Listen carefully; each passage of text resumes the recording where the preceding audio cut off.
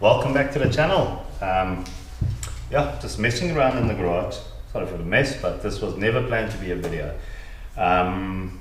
Fiddling with one of my reels. I'm changing the gear ratio on it. You can't do this on all reels. Not all reels are compatible with each other, but in this situation they are. Basically, this is the older Casitas reels. I think the same body was used in the Casitas, the Cayus, the Canaan. I think that was it. And then this is an SLX 150 that the footing is, well, the whole frame is broken. The car basically drove over this, one of my friend's old reels. So that was an 8-speed gear ratio, 8-to-1 or whatever. This reel originally had a 7-2-to-1 or something, and then I've got gears here from a Cayus, which was a 6.3-to-1. All of them are compatible in that frame. Okay, I'm sort of going off the point here now, but so we had a couple of discussions recently on some groups and stuff, talking about gear ratios, what's stronger, this and that. Now, I'm gonna say something, and I know people are gonna disagree with me, but that's fine. A lot of advertisement goes into, this is an 8-speed, 8-to-1 gear ratio, or 9-to-1, or whatever, faster, stronger, blah, blah, blah, blah. Okay, the only thing true about that is the fact that it's faster. There's 0% chance that a 8 or a 9 or whatever speed gear ratio reel is physically stronger and has more torque than, let's say, a 6.3-to-1 gear ratio reel. And I'll explain myself to this. I'm just going to show you a picture quickly, because I don't think the camera will pick this up in this lighting. So I took a picture of this. I'm just going to bring it up now. Alright, so to your far left, that is the gears that came out of a Cayus. It's a 6.3-to-1. The middle gears is a 7.2-to-1, and then the far right gears is a 8.1-to-1. Alright, so just take note as well, all three gears, main gears, are going to be slightly different in size, even though they look very similar. There is the 8.1 is larger than your 6.3-to-1 main gear, but the big difference is going to be in your pinion gears. Take note of the one to your far left, which is a 6.3-to-1, versus the one on your far right, which is 8.1-to-1. There's a big difference in size. Alright, so what does that mean? Now, in gears, the first thing, well, the thing that really gets worn out most between the two gears, your pinion gear and your main gear, is going to be your pinion gears. Okay, because these pinion gears do a lot more work than what your main gears does. Those main gears, for every one rotation, this gear is going to rotate 6.3 times, versus this one's going to rotate 8.1 times. Okay, I think there it might pick it up. Whoops, the difference. There's a big difference in it, like really noticeable. So your pinion gear is the one that takes all the punishment. That's the one that generally wears down first, not your main gear. When it starts getting really rough, it's usually the pinion gear that goes. Alright, so now coming back to my statement of saying an 8.1 gear ratio reel is not going to have as much power or torque as a 6.3-to-1. Let me explain it to you this way. Bicycle. Most of us have ridden a bicycle before. Olden days, you used to get like 3 gears on the front and let's say 10 on the back. Alright, so now think of your front chain rings on a bicycle as your main gear. That's the one that you're driving. Same as your main gear, that's the one that you're turning with your handle. Now, the smaller you go, the slower you are, but the stronger you're able to act. Well, the stronger you are, the steeper hill you can climb with less effort. Okay, then same goes to the rear. Like in a 8.1-to-1 ratio, where it's a smaller versus a 6.3 that's got a bigger pinion gear. In the back, the smaller gear you go, the more difficult it is to actually pedal, so you've got to put more effort in, but the faster it is. Hence the reason 8.1 is so much faster. And then the further you go up the cassette into the bigger rings, the easier it is to pedal, but you're slightly slower. This brings me to another point. If you go look at a bicycle, now this is something I deal with every single day of my life. That's what I work on. 99% of the time,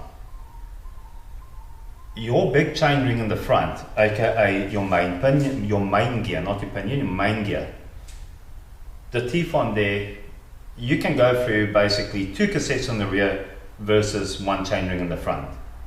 Okay, I'm not talking about the super soft, lightweight aluminium stuff. I'm talking about traditional steel cogs. And then on the back, the gear that wears down most is going to be your smallest ring, meaning your pinion gear. Okay, so that's basically just all I wanted to say. And this only came about because I had a conversation with a guy recently, and we spoke about this, and yeah. And I'm actually changing the gear ratios on my Casitas from a, what did I have in here? 7.2 to 1. I'm going to make it an 8.1 to 1. Because I'm now basically going to use this reel purely for light Texas applications and weightless. Something where I'm not moving the lure with the reel, I'm moving it with the rod. So you can have a high speed reel. If a fish picks it up and he swims to you, you can take up the slack quickly.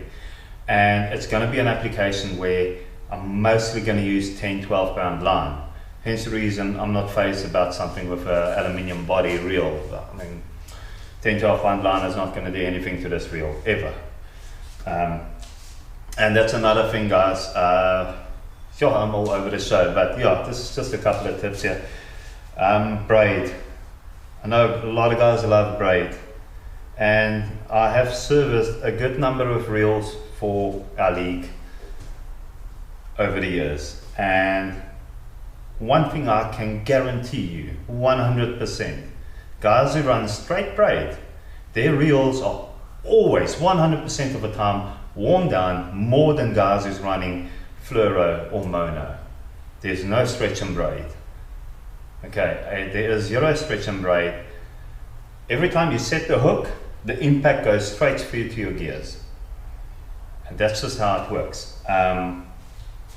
That's why I personally avoid braid if I can or where I can, mainly because I want to make my stuff last. And I mean, there's other reasons around why I think fluorocarbon is better than braid in a lot of applications. So yeah, but that's a whole different conversation.